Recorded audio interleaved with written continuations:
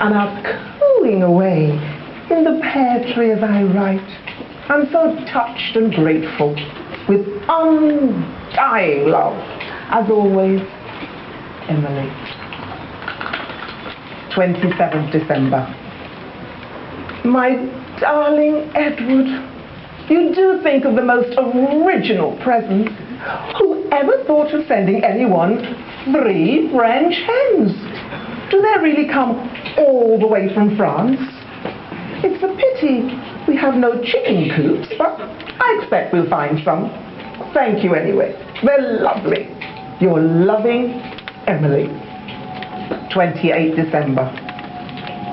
Dearest Edward, what a surprise!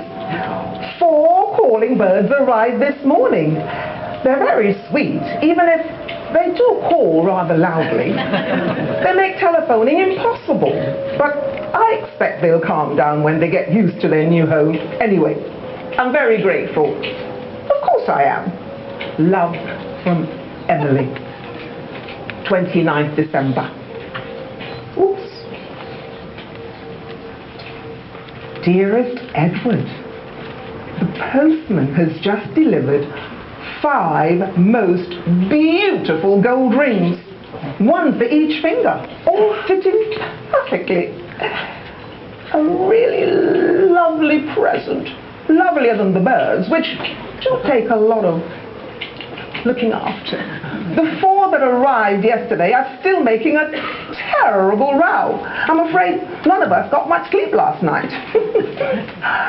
Mummy says she wants us to use the rings to wring their necks. She's only joking, I think. Though I know what she means. But I love the ring. Mwah, bless you. Love, Emily. 30th December.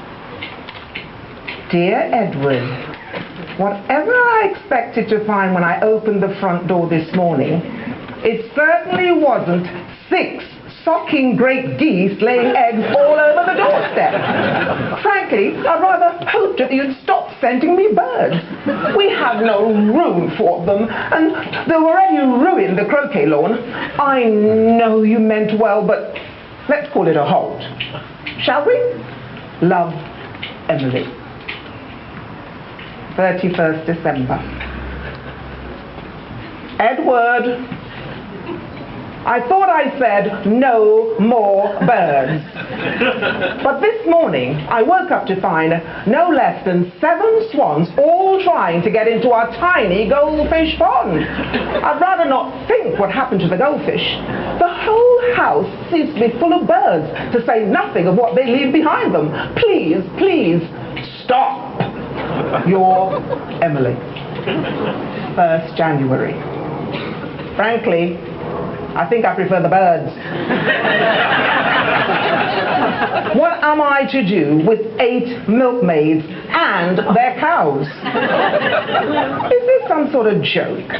If it is, I'm afraid I don't find it very amusing. Emily. 2nd Jan. Look, Edward, this has gone far enough. You say you're sending me 9 ladies dancing. All I can say is that by judging from the way they dance, they are certainly not ladies. The village just isn't accustomed to seeing a regiment of shameless hussies with nothing on but their lipstick cavorting around the green, and it's Mummy and I who get the blame. If you value our friendship, which I do less and less, kindly stop this ridiculous behavior at once. Emily. 3rd January. As I write this letter, 10 disgusting old men are prancing all over what used to be the garden before the geese and the swans and the cows got at it. And I see that several of them are taking inexcusable liberties with the milkmaids. Meanwhile, the neighbors are trying to have us evicted. I shall never speak to you again. Emily. 4th January. This is the last straw. You know I detect bagpipes. The place has now become something between a zoo and a madhouse, and the man from the council has just declared it unfit for habitation. At least Mummy and I have been spared this last outrage. They took her away yesterday afternoon in an ambulance. I hope you're satisfied. 5th January. Sir,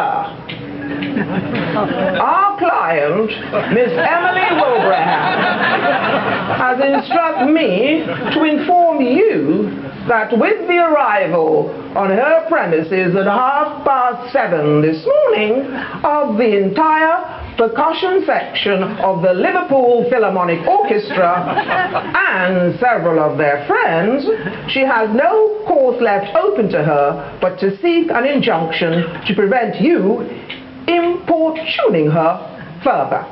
I am making arrangements for the return of much assorted livestock. I am, sir, yours faithfully, G. Creep, Solicitor at Law. And a very happy 12 days of Christmas to you all.